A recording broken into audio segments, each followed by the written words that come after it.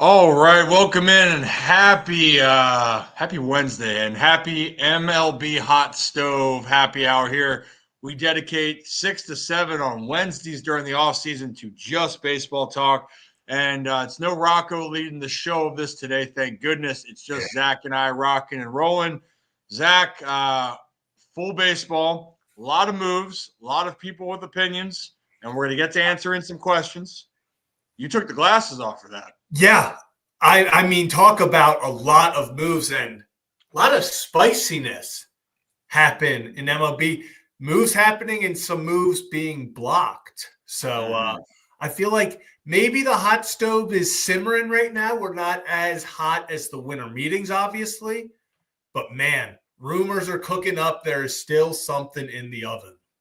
Yeah, they are. The oven's turned on, right? It's not at burnt, right? It's not burning, but there has been some action, and the Orioles had some action. There's some rumors moving on here with what could be coming down the pipeline for Baltimore, but also the Yankees made something happen. We're going to talk about that move and so much more, and moves that didn't happen.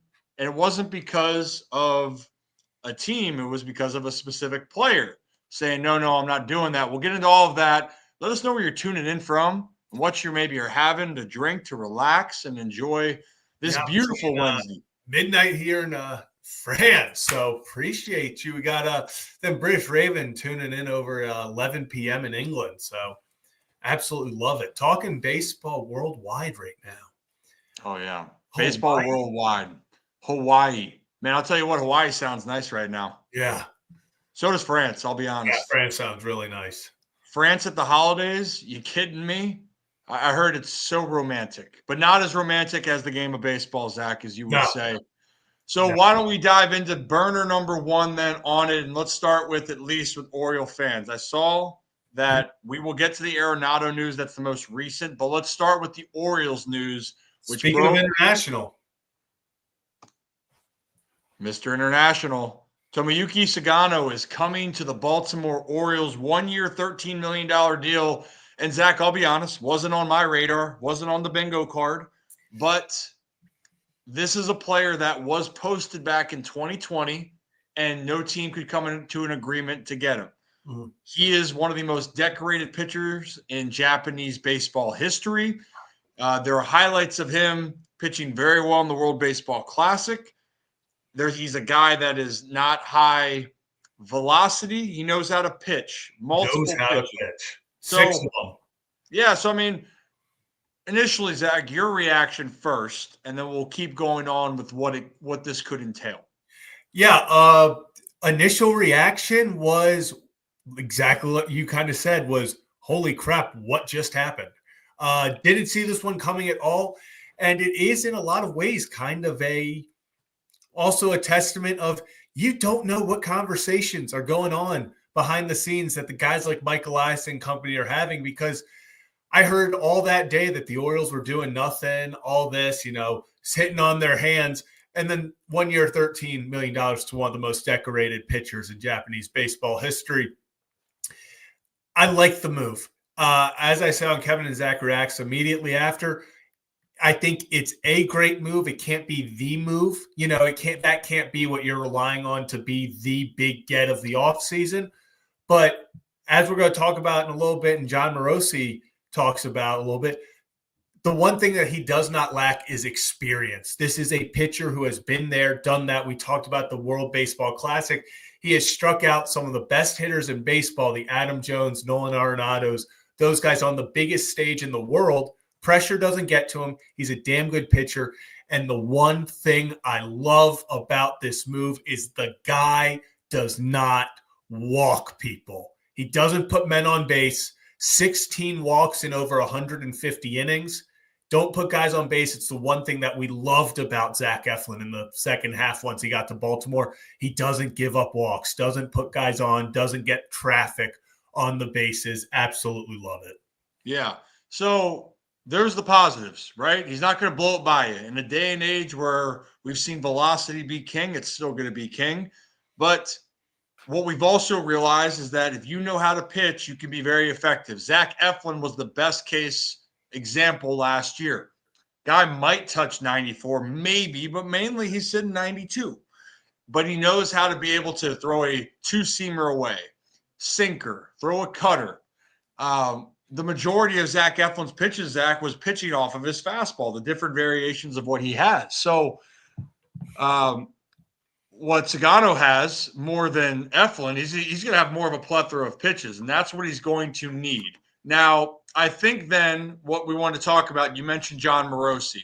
And John Morosi talked about the move, and John has spent a lot of time really following Japanese baseball specifically. So let's play that clip of what John Morosi thinks that this move can do for the Orioles and for Sugano entering a highly competitive AL East. Sugano is a Baltimore Oriole, and it's difficult to imagine a pitcher who would arrive to the American League East with more experience for this immense task of facing the top competition in Major League Baseball. Sugano, a longtime ace pitcher of the Yomiuri Giants in NPB. He's actually on a mural that you see as you approach the field at the Tokyo Dome. That's how important he is to Giants history. He reminds me a bit of Hiroki Kuroda, who, like Sugano, arrived to MLB in his 30s. Kuroda was a very valued member of the Dodgers and Yankees. Surely the Orioles would love to see Sugano pitch as effectively as Kuroda once did.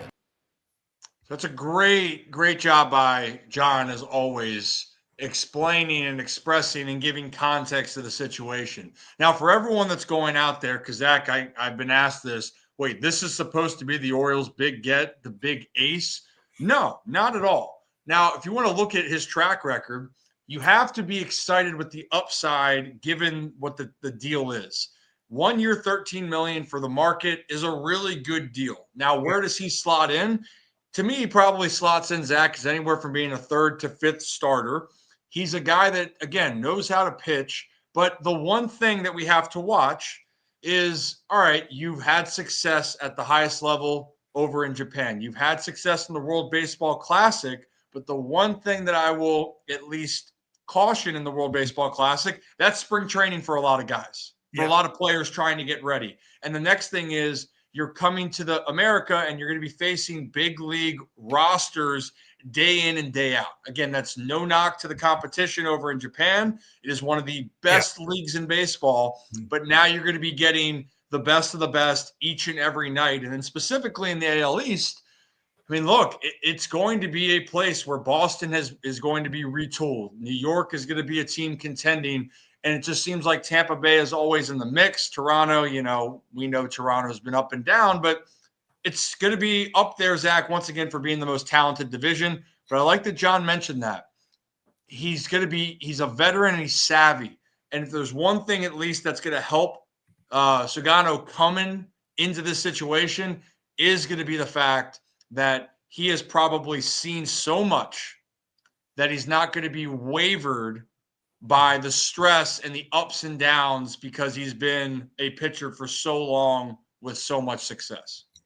Yeah, and a guy that if you want to, I know John mentioned Kuroda, and, that comparison, the guy that more recently I kind of want to talk about is Shota Imanaga from last year, goes from the NPB over to Major League Baseball, and a lot of the same questions at the time, a 30-year-old pitcher, everyone's talking about the same thing like this year. Everyone last year, where's Yamamoto going to go? Where's Yamamoto going to go? This year, it's where's Sasaki going to go? Where's he going?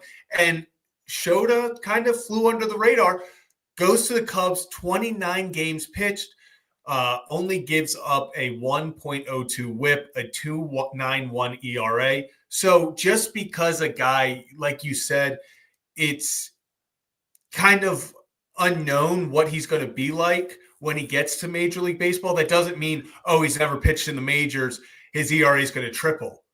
That's not all. These guys do come over and see immediate success.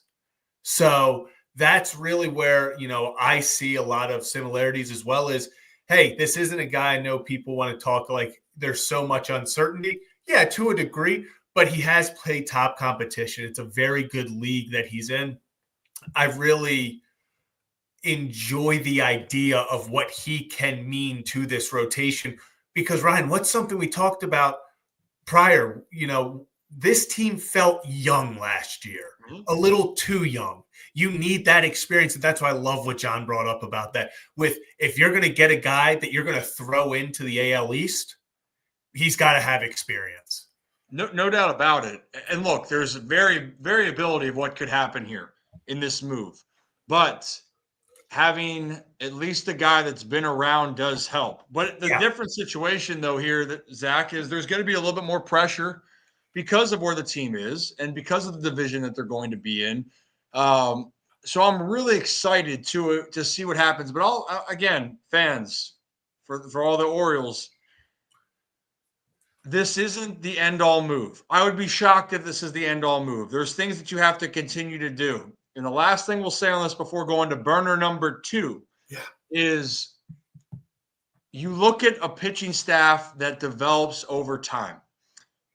Dean Kramer really came on in the second half last year. And really, you can say the year before. He's learning how to be a pro. He's 1 year older. Grayson Rodriguez, the biggest thing for him is health. If he stays healthy, you're seeing the evolution of a guy that can be a upper echelon, top-tier pitcher. And then obviously, you know where Kyle Bradish is, and you just hope he can get back after surgery. If he can, you're looking at guys. Oh, and by the way, the anchor and veteran, Zach Eflin, you feel really solid about that. And then it's going to depend on some of the other guys, Cade Povich, Chase McDermott. Cross that bridge when it gets there. But for Baltimore, you're in a good position. You add depth. And as much as people want to hate this, though, Zach, Trevor Rogers is the wild card where I think there was comments that Elias said that weren't encouraging at all. To be honest, when you hear that your pitcher ran out of gas, that doesn't feel good when you traded for him. But there is hope if a guy can get right, and a guy that was so good early on in his career like Trevor Rogers, now you're looking at a team that it can at least withstand some of the ups and downs. But I think the Orioles are not done yet. We'll get into that later in the show. If you're new to the channel, hit that like and subscribe button. This is the MLB Hot Stove Happy Hour brought to you by our friends over at Adams Jeep of Maryland in Aberdeen. Love them. They've been an OG sponsor for us. Heck, we might just take an Adams Jeep down to spring training when it's all said and done, Zach. But if you guys are looking for a new vehicle, head on up to Adams Jeep, used or new, and use the phrase Rocco sucks or we love the Ryan Ripken show. They will give you $1,000 in gas money just when you purchase. It's a good deal. And also, if you don't like Rocco, it's even better. So we will dive in more to that. Okay, Zach, it's time for burner number 2. And this one is probably the one that ignited at least a lot of the American League East fans.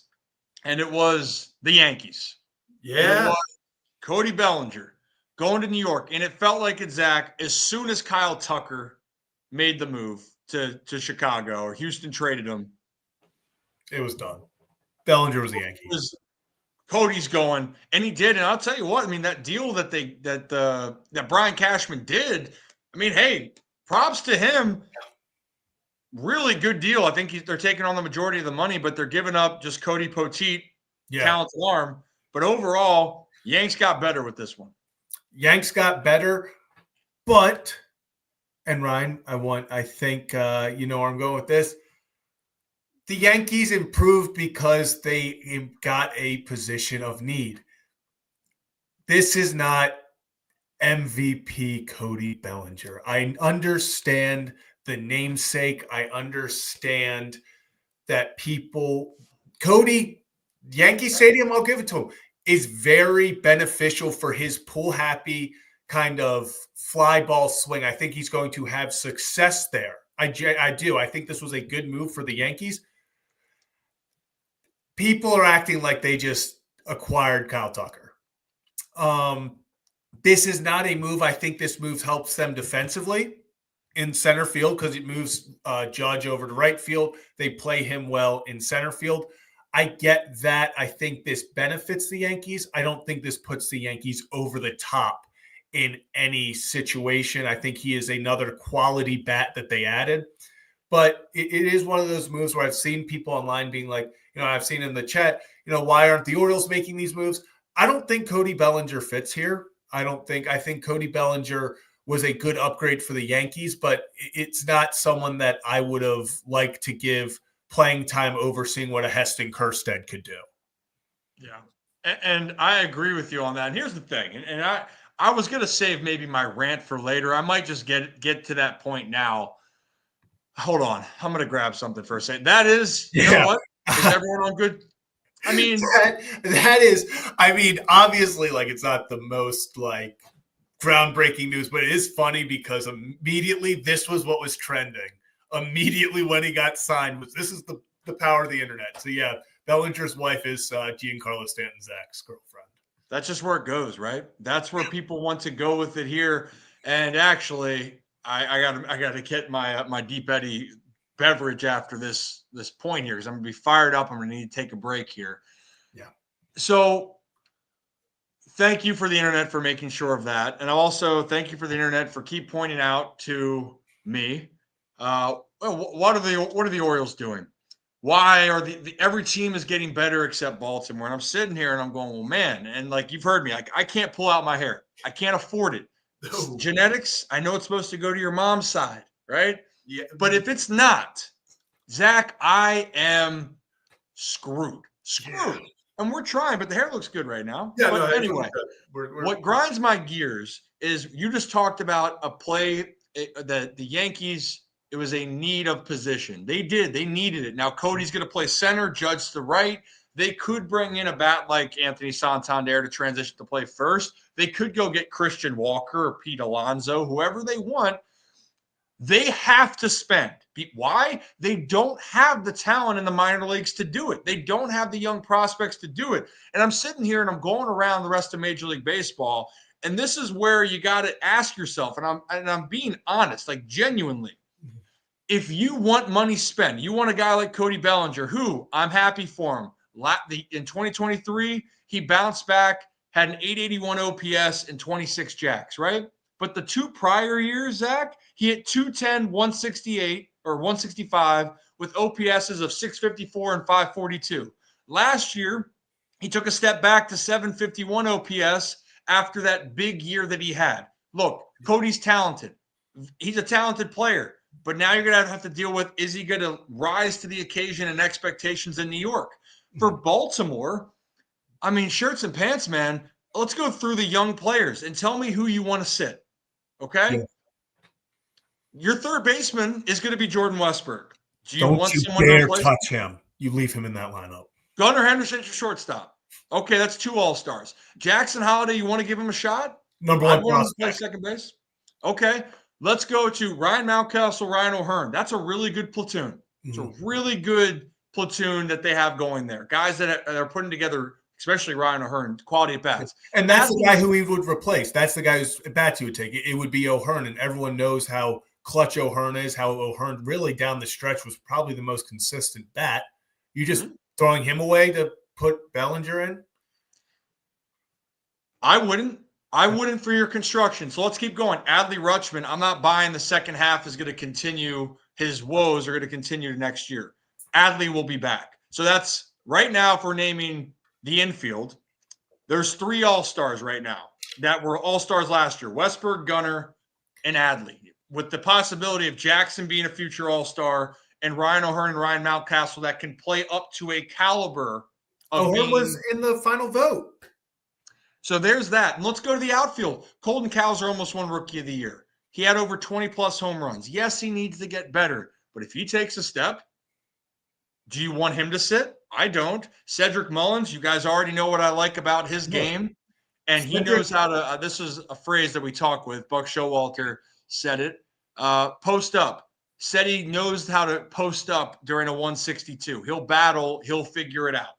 He did that. And then the one spot is right field. So it's either Heston Kjerstad or Tyler O'Neill are going to get your at-bats. So overall, we're sitting at an Orioles lineup that is pretty set. And people might not like that, Zach, but you need your young guys. You want to get ahead and an advantage on other teams, you let your young studs see if they can be stars. And if they are stars, Baltimore is going to be really dangerous. Really dangerous. But the Yankees can't afford that. They literally, Zach, who is their second baseman and third baseman right now? It's Jazz Chisholm because he's got to play both positions at the moment because they don't have someone to play the other. So, and then they just made a move for Cody Bellinger. They don't have a first baseman yet. And yes, they are good players, but the amount of money that they are going to spend for those guys, this is not a team that has a young nucleus. They have to spend. They can win next year, but it's a different formula, and the Orioles can use that to their advantage. If they're going to spend on something, it's going to be on pitching. We'll talk about that in the future. But shirts and pants, man. Happy for Cody Bellinger. Worried if how it's going to turn out. I know he played in LA. One of my favorite quotes, Zach, is what I heard from Joe Torre and Derek Jeter. You got to throw analytics out the window. And I know that Cody played in LA. But when the moments are going to rise, you can't measure a player's heartbeat. We saw what happened when Joey Gallo was playing well and he went to New York. Didn't fit there. Some guys do not fit in playing in New York. I think Cody will fit in, but to the extent of how well he plays, we're going to have to wait and see. But for people who are wondering, Cody Bellinger or Juan Soto, there's a huge difference, especially offensively. Huge difference of what it means to your team on a clutch factor, a consistency. The Yankees don't go to the World Series without him. Cody Bellinger could be a piece that could possibly help them, but does not give them the same scare in that lineup. So we'll see. Good move, but that's all I got to say about that, Zach. Yeah, it really does.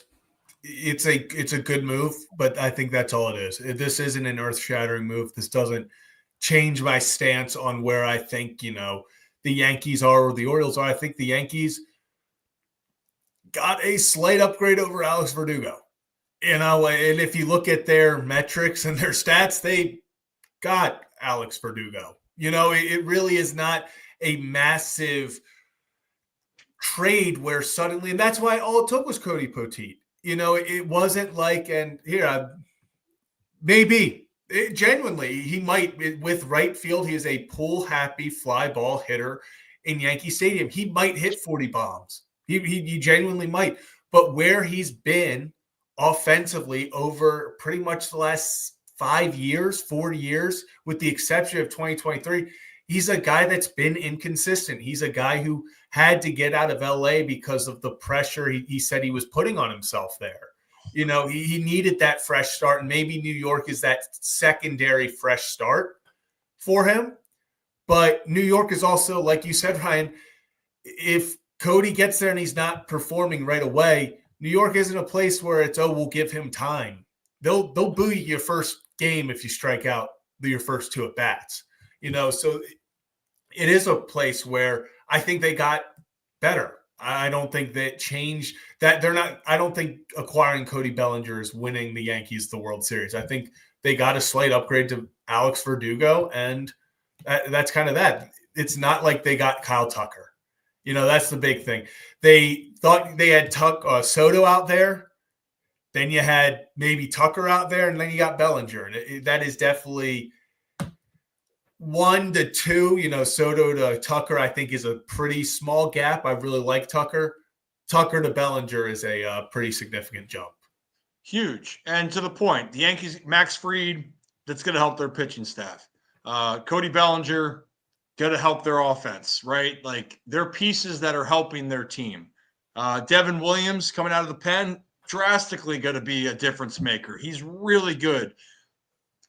But it doesn't mean it's not going to change anything in my mind. The Yankees were going to contend. The Yankees were going to do this all along. But I just want to give the context. For the offensive side for the Orioles, it's not as cut and dry as people think. And they got a lot of good talent, but they got to use it to their advantage. And if you really want to use your farm system correctly, you figure out which of your young offensive players are going to turn out and take that next step. Because we just named those. Zach, it's not unrealistic to think that the Orioles could have 6 offensive all-stars, really. Yeah. But that just shows how talented they are, but we're going to see how they take the jump here in 2025. So, new to the channel, hit that like and subscribe button. I'll fire it up. Dude, I had to get my Deep Eddy can. this is dangerous. Like this is, Those are dangerous. oh my goodness. Extremely good. Incredible. Yeah. Really. Dave might, Deep Eddie Dave might be paying us a visit tomorrow. Forgot to tell you that. Ooh. Oh man, yeah. So this is a little vodka soda, Deep Eddie lime. It's honestly refreshing. It is amazing. I could drink 10 of these, but I will not. It's a Wednesday night.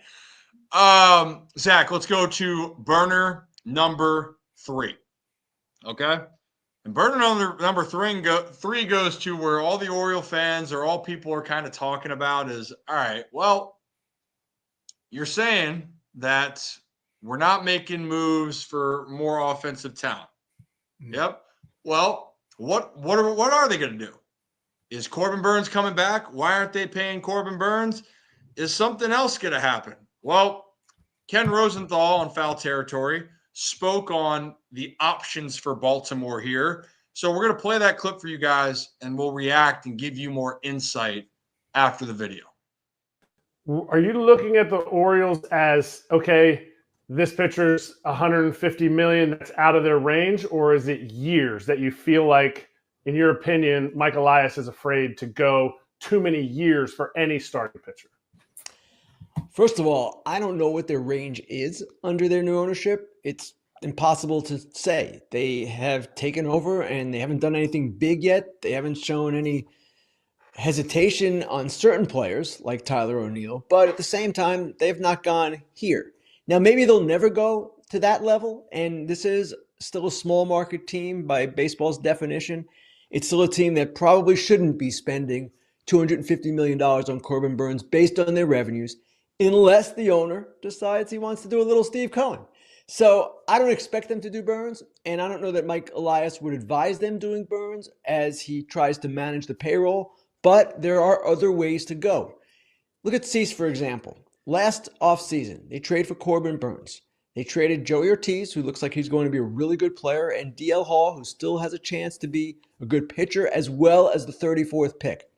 They still have enough to take a similar shot at Cease. It's a one-year thing, just like it was with Burnes, but they have players that they're not going to be able to play in the major leagues. There's too many of them, position prospects in particular. So I can see them going that route, and that would be okay. But as far as what the problem is with regard to the free agent market, I'm not exactly sure. Ryan, you muted yourself. We're back.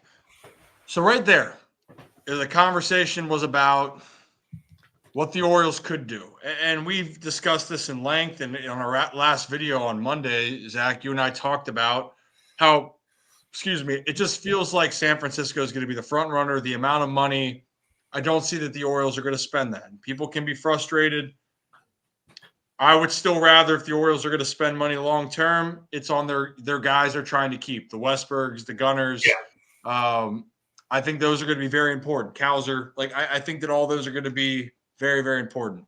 Adley, man, I'm just naming off a lot. You want to keep a nucleus together.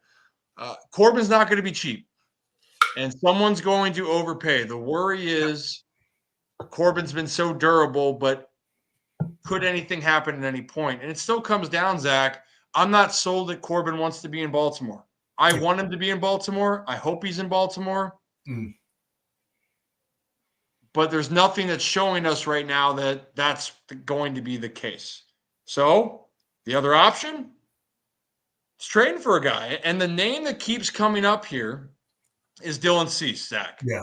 And I think what Ken was saying, and I agree, Dylan Cease is going to cost you probably a little bit less than what you got for Corbin Burnes. Mm-hmm. Would you be willing to take on that deal? They think the Orioles should. I would definitely be interested in it. What say you? Yeah, and, I like the whole the Orioles aren't spending money type thing. I do think it is through a trade, but we've seen them take on $18 million of Zach Eflin in a trade. We've seen them take on Eloy Jimenez contract in a trade. So I don't think this guy's being paid a lot, the Orioles aren't going to trade for him. I don't think that's an issue at all. I think we've kind of agreed from the jump that, hey, Dylan Cease or Luis Castillo are probably more realistic than a Corbin Burns. A guy through a trade seems much more realistic than shelling out the 250-ish million that it's going to take to get a Corbin Burns long term. So I think, hey, we've even talked about maybe some deals with a team like the Astros, but I do genuinely think that if there's going to be a move, hey, the Orioles are going for an ace, that's going to come in the trade market rather than the Orioles are out there, opening up the wallet in the free agency pool. Yeah, I think that the trade just seems like it makes the most sense. I would consider it in some cases, Zach. I think Sean Manaea is still going to be in play. Like Walker Buehler would still be in play. Would love Buehler. And honestly, of all those guys, I would still, because of the team control and his contract, Luis Castillo just makes so much sense. So much sense. But it's going to depend on a few things here. And there's a few things that you got to factor in. What does Roki Sasaki do? Mm-hmm. If he goes to the Padres or Mariners, you're going to be more inclined to sell on a pitcher, especially to Seattle.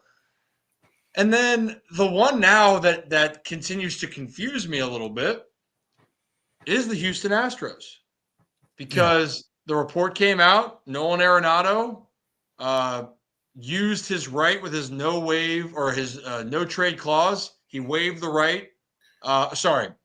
He used his no trade clause to completely end the deal that would have sent him to Houston, which makes you think, Zach, Houston doesn't seem like they're ready to concede or rebuild. So the reason why I'm bringing this up, another name that keeps being brought up was Framber Valdez. He's a guy that definitely seems like it would fit, really good player. But I think we're going about it this way. I think that some of these pitchers at one point are going to be moved. It seems more likely now that a guy like Dylan Cease going to be on a contract year. It makes sense. But the one thing, I guess, that if the Orioles were to trade for Cease, to finish that, I would really hope that if he pitches the way that you want him to, or you trade for him, that's a guy that you lock up in this case. So that's my thing. I don't want to see another Corbin Burns situation where gets paid, he's going to go elsewhere. If Corbin doesn't re-sign, then you're doing the same exact thing again. I don't want to see that you're giving up prospects to not get a longer-term investment in what you are receiving. And I like what Q brings up here, and you can only rent for so long. And that's why I think if you go get a Dylan Cease, you got to be committed to, hey, we want him for, even if it's not, hey, we're signing you a 6-year deal. Hey, you come here for the 1 year of your remaining contract, but we're going to extend you for 3 more years. We're going to extend you for 4 more years, because it does feel like, you do only have so many prospects. You can't, as much as the Orioles have felt like a factory for prospects over the past few years, you can't rely that, hey, every year we can go get the top arm available via trade because we have these prospects. You also want to keep the prospects, and you don't want to keep giving them up. You want these guys to help you with the team long-term, especially while they're cheaper on cheaper deals. So I agree. I think if you go get a Dylan Cease, I think that makes the most sense. And then you try to make a deal happen past that. I think he has more, I guess he'd be more likely to re-sign here than a guy like Corbin Burns, where he felt like all along he was going to go back to the West Coast, really from the jump. Yeah, and again, it would aggravate Oriole fans if Corbin stays East. That is one, and I get it. If Corbin signs somewhere else in the AL East, that would take you off. That would sting. But if he goes out West, it's kind of like, all right, well, they probably gave him the best deal, but also it gives him more of what he wants. And yes, I was asked about this earlier. Really, families care about where they see their future or what they see for the team in the beginning. Every player has different priorities moving forward. Some want to just win. Some want to win but want to be in a place they want to be. Some just want the money, or everything mixed. So I want people to understand that part. This is an interesting thing, though, from Randall. Sasaki might find the O's attractive with Sugano on the team and signing Cease. Well, I'm not holding my breath, but what was the tweet that was out there, Zach, about what the Orioles are trying to do to try to reach a different market? Yeah, so tweets out earlier today that the Baltimore Orioles are actually trying to kind of get a bigger, I don't want to say fan base, but they want a bigger connection to the Japanese leagues, to that whole part of baseball that kind of has been untapped for Baltimore over the years. There's all these, I mean, hell, we want to talk about just reach of something. If you look at the tweets, I know this is something just simple. Gary Sanchez announced to the Orioles, got 2,000 likes and like 200 retweets. Tyler O'Neill got 2,000 likes, about 200 retweets. Sugano got announced. He got 57,000 likes and 18,000 retweets.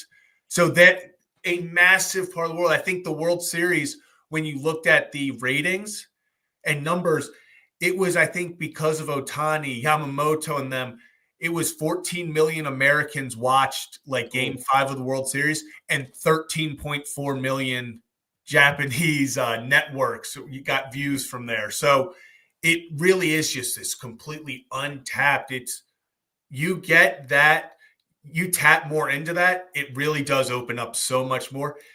I mean, Twitter's not paying out as much as it used to, but the 6 million views that got helps pay the contract a little. Get the next, so just a little. But it's smart though, but it does make it a possibility when you see Sugano come to not only the Baltimore Orioles, but come to the East Coast, right? A lot of the Japanese pitchers or that are coming overseas, they like the West Coast for multiple reasons, but part of it is a lot of their following and fan base. I know that was with Ohtani. They can really follow and follow along with the journey and be able to actually watch on a consistent basis. Now we're finding out though, Zach, fans of players and teams they're going to watch wherever. I mean, heck, when bring back Fuji, when Fuji was over here, that drew a buzz from over there because why?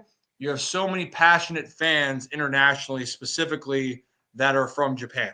So I think that Roki, it opens up the thought. I don't think that the Orioles are anywhere near of being a front runner, but you got a young nucleus.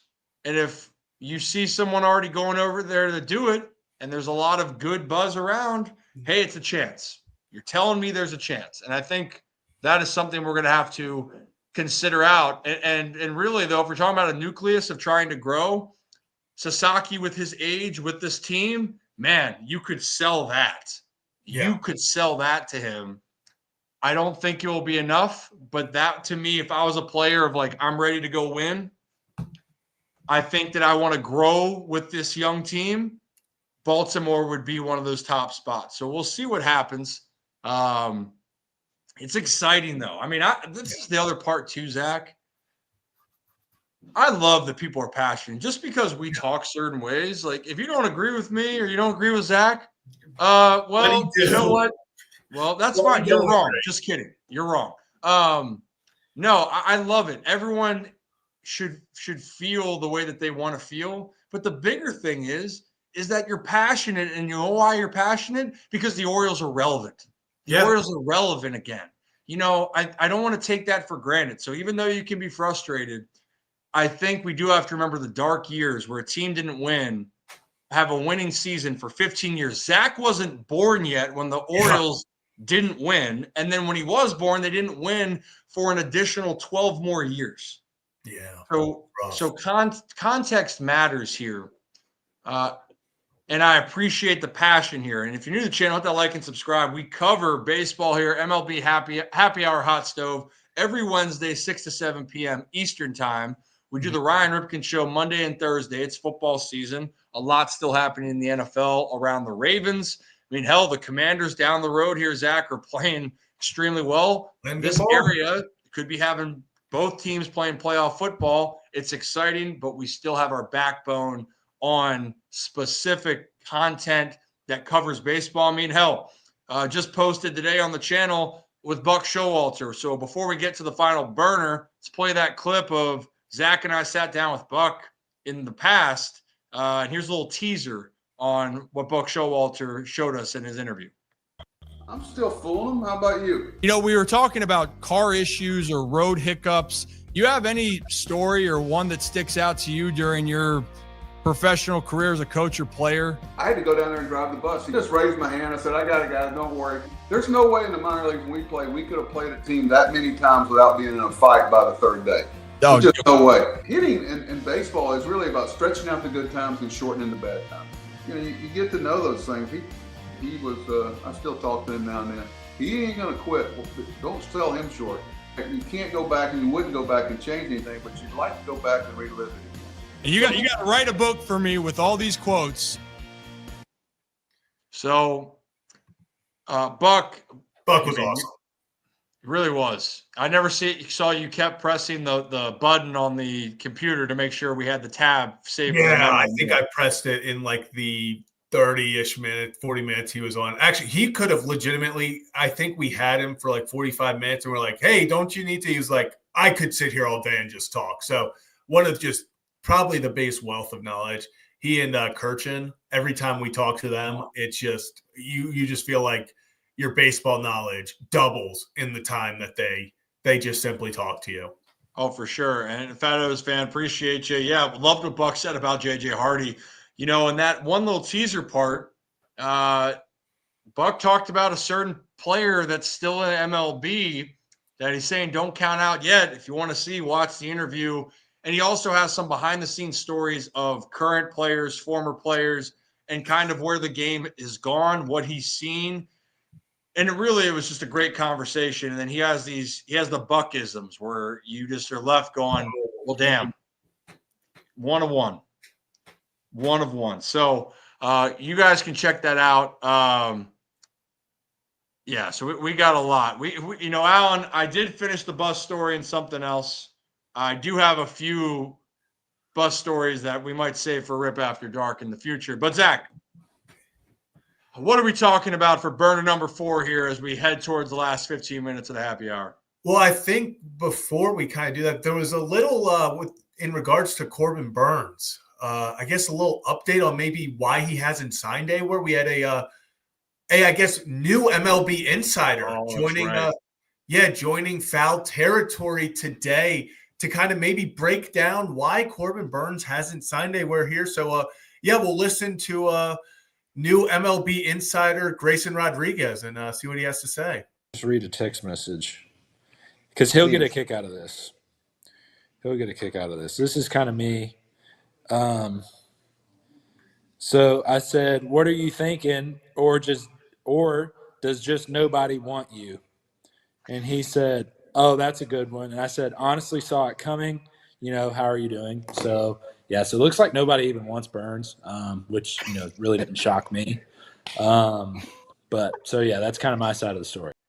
So, yeah, it looks like that's why. Nobody wants Corbin Burns. Just he's done.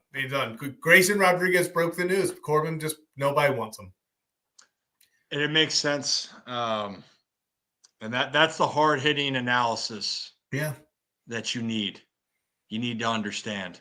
So Corbin Burns is set to retire is what we are getting from breaking news from Grayson Rodriguez. Nobody wants Corbin Burns. And as Grayson says, doesn't shock him. At all. You know? I love Grayson. This team is young and fun. I mean, every guy we have on, Cowser, we almost need to put like ground rules on when he comes because he likes to grab the laptop and like take control of the chat, which always gets a little interesting. Yes, he does. I mean, well, and also too, I like when he's like, "Yeah, I'll pop in sometimes and listen." I'm like, "Well, dude, why don't you just hop on? Yeah, and talk. We're good. You know, come on, talk some ball. We don't have to talk ball. We can talk about shows and sitcoms." Yeah, he was telling us what he was binging. Yeah, it's what we need. By the way, you know, one of my favorite things around the holidays, Zach, I do love holiday episodes of shows. Mm-hmm. One that's like a really good feel-good for me now is the Ted Lasso holiday one. It's phenomenal. Mm-hmm. I might watch that tonight, maybe a different night. Ted Lasso's surprised. Show. What? Ted Lasso is just a fantastic show. That's one of those shows that me and my friends would like back in college. We all were watching, like sit around, throw some Ted Lasso on. Yeah. Believe, man. We need more belief. You know what? Besides the O's are fine, we're going to bring up a belief sign. We just need believe. And I'm going to get the O's are fine shirt printed for everyone to have. When the Orioles are in a losing streak, O's are fine. We do need. I might have to show up to opening day this year in an O's are fine shirt.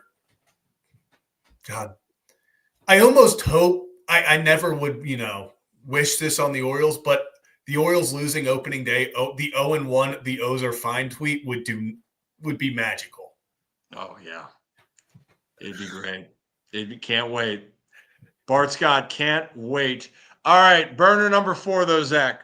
Yeah. What do we have here as we go to our last kind of topic to wrap this all together? Well, so I guess the kind of is what's happening. And I know we talked a little bit about, we'll get to Jeff Passan talking about pitchers in the end, but I guess kind of we want to talk about the breaking news today with Nolan Arenado, and all of that did decline his trade to the Astros. We kind of talked about that, but he's another name out there that I think is going to make a team very happy.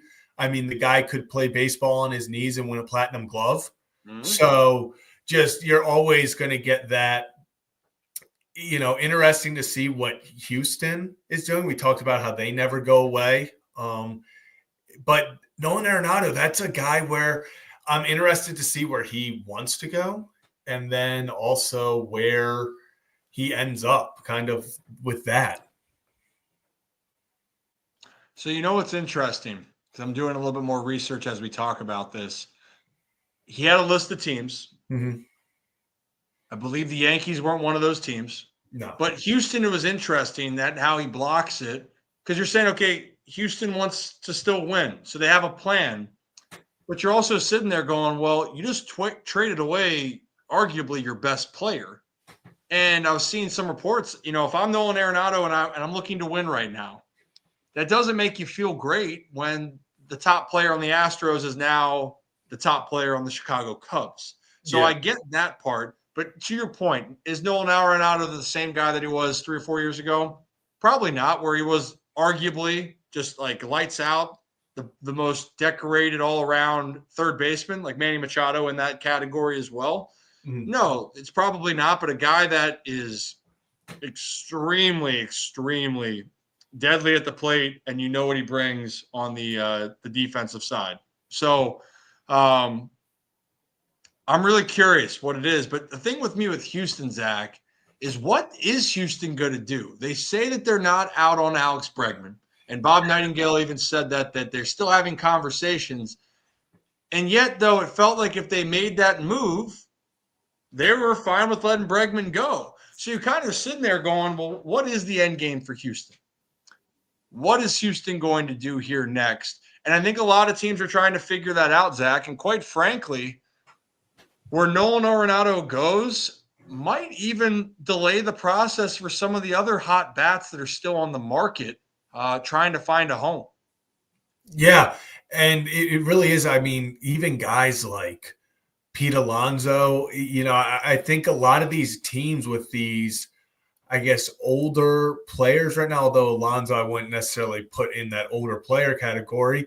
I think a guy like Nolan Arenado, he wants to go to a team that he can win with, but it's also, I don't think from a player's standpoint, he really knows what the Astros are doing. I feel like in all honesty, the Astros could very much find themselves, if they do move on from a guy like Framber as well, in a situation kind of like the Cardinals last year, where you felt like you had Arenado, you had Goldschmidt, and you had a good core with Contreras, and you had some decent pitchers that they had spent money on, but you never really went anywhere. You kind of sputtered. You felt like the big core was kind of, the older core was a little too old to still take over a game, and the younger core wasn't quite there yet. So you found yourself in no man's land. And I feel like that could be, although never count out the Astros, maybe Arenado sees them kind of being in the same spot of they're not rebuilding necessarily, but this isn't a team going for it this year. Mm-hmm.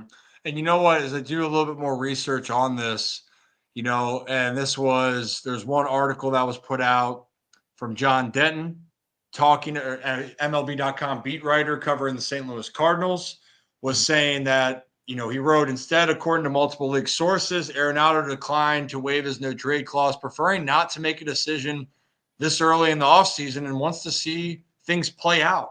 Like, what are you going to do with Alex Bregman? What are you going to do with where your team's going? Because if Houston is going to be aggressive, I'm sure no one wants to see them make more moves. I'm having a tough time. And Houston's a team right now. They have a very good chance to win that division yet again. They should. They are still – the Rangers, I think, will be back. The Rangers are – Houston's pitching staff is so – even when you lose Tucker, that pitching staff is so nice. Like – Roddy. Yeah. Roddy. I mean, the Mariners could get pitching or hitting as well. That division is wide open, but there's a lot of talent there. It's not necessarily like you're saying, it's not the Astros. It's no longer the past 7 years really before the Rangers popped up and became good again. This isn't that 6-year stretch where it was the Astros and everyone else in the West. This is a competitive division. While they are in it, they have every ounce of talent to win it. It is interesting if you're Arenado, why would you? And it's if this trade would have happened before the Kyle Tucker trade happens, I wonder if he decides, hey, I'll go there because I want to be a part of this. I wonder if the Tucker trade kind of turned him off a little bit, like, hey, are we trying to go for it all this year? Are we trying to win a World Series? So, and then the other thing is Isaac Paredes isn't, where I think he's going to do really well there with the Crawford boxes. One, oh my goodness, he might break the record, the amount of pool home runs he has. But, there's even some questions of like, okay, where is our, I think Paredes probably slides into a DH role with them, maybe, but he also plays third. So, there is some questions there of, okay, what is the outlook of this team, especially if they are still in talks with the Bregman? Yeah. It really makes you wonder. But it just seems like to me, with this being happening, Alex Bregman doesn't seem like he's going to be a move. It just doesn't. When that happens, and even for Bregman, they're probably confused. It's like, well, clearly you had a replacement. Clearly you didn't think that I was coming back. Or you didn't want me to be that guy coming back. So I think that Bregman is going to be pursued aggressively from other teams, and rightfully so. He's earned it. He's a solid player. He's going to continue to bring value. I think for a lot of other moves to kind of unravel here, people are going to wait on Houston. What we do know, though, on this case, though, Zach, take this one out. Take out Houston. A team like New York is going to settle for a position for a guy at first base they needed. And I got to go and check the list. I don't think Arenado had the Yankees on the list. So we know like a team like the Yankees are going to make a move for a first baseman, right? And it just kind of feels like Anthony Santander won't get moved to first base. It would be interesting if the Yankees did do that. Yeah, he's but only now you're looking 3 innings there. That's tough. Especially I don't think it's going to happen now. But you just wonder, is this going to slow down the market for some other teams while they try to evaluate what they would have to do or give up to get a guy like Nolan Arenado? Because I do see guys like Teoscar and Santander going to contending teams, but it really is this kind of cat and mouse type of game here. Teams are waiting for other dominoes to fall to then be aggressive. The other part is, I guarantee you, we heard the reports about the Red Sox interested with the Mariners and going after pitching. If Roki makes his decision and things heat up or Corbin signs somewhere, you're going to see a level of urgency, but then the Red Sox are probably going to have to give somebody up. And Tristan Casas is the name that people have talked about. So, if I'm the Red Sox, I do not want to give up Casas. I think he is a blooming. I was just going to bring that up. I'll say this. I think they look a lot more appealing to Arenado if they add Santander. So, and I think that's the point is you're going to have to sell whoever you bring in. Hey, we want to make this deal. We have a good idea that we're going to get a guy like him. Would you be interested? And I'll tell you what, if Tony would thrive, I think, in Houston too. I think it'd be a very good spot for him. But time will tell. I know that the Phillies, I believe, are on that list as well. And talk about a team that's older and is going for it and trying to win now, Zach. The Phillies are going to be in on Arenado. So, oh, don't you love the what ifs? I hate the what ifs. I hate them so much. I love, you know what? But this is what if sent just this time of the off season is just what if central. This is what it is. It really is. Well, guys, if you're new to the channel, hit that like and subscribe button. Ryan Ripken Show. We do this every Wednesday for our MLB Hot Stove Happy Hour, 6 to 7, to give you guys the baseball information that you guys have been looking for. We're going to have more and more coming out from the winter meetings that we had, interviews. We're going to go back through some old content that we think is very valuable for you to hear. And then obviously, if anything breaks, we'll be on here to discuss it. And also, if it breaks at a weird time and we're not able to hop on here, I guarantee you it's going to be on Kevin and Zach Reacts. Oh, yeah. So make sure you guys are subscribed over there, and so you can turn your notifications on so you know what's happening with all of that. So, yeah, when I move, you move. Just like that. Just like that. Any other thoughts, Zach, before we head on out? Yeah, and actually, last time it was Zach and Zach React. You know, when Kevin was finishing Locked On Ravens, we had a quick Zach and Zach React. So, you know, you never know who's going to hop on to react to stuff. Yeah, I think the last thing I wanted to say was last year, one of the biggest winners in all of free agency who spent the most money were the Kansas City Royals. And the Royals did not make a single move that at the time you looked at and went, that's a big move. They made a bunch of small moves, the Adam Frazier's, the Michael Wacha's, Seth Lugo's, that as the season went, you realize, oh, they spent $120-ish million in free agency. And even though it wasn't on one or two massive guys, it was on guys that came in there. Seth Lugo was in the ERA race, you know, best ERA in baseball for majority of the season. These guys came in, veterans, and helped win. And that's what you look for. For sure. Each team is going to have a different piece that's going to fit to their puzzle. The Royals were a team, like you said, they spent money. It wasn't over the top money, but it made their team better. The Orioles have spent money so far. It has helped fill roles, but do they still need to get better and spend more? Absolutely. Or make a trade, whatever it's going to be. Each team's trying to find a different scenario to make it all work. So it's a great point to make, Zach. There's so much time left in the offseason. I do think teams want things to be done, though, before February. So I think within this next 3 to 4 weeks, we're going to get a lot more clarity on especially where pitchers are going to be. So I'm excited. I'm ecstatic. And it means we're going to have more breakdowns, more baseball coverage, and a lot more going your way. Excuse me. The combination of coffee and a Deep Eddy vodka. Interesting. You know? Well, not like together, but kind of. Yeah, well, kind of. Enough of a combination, you know?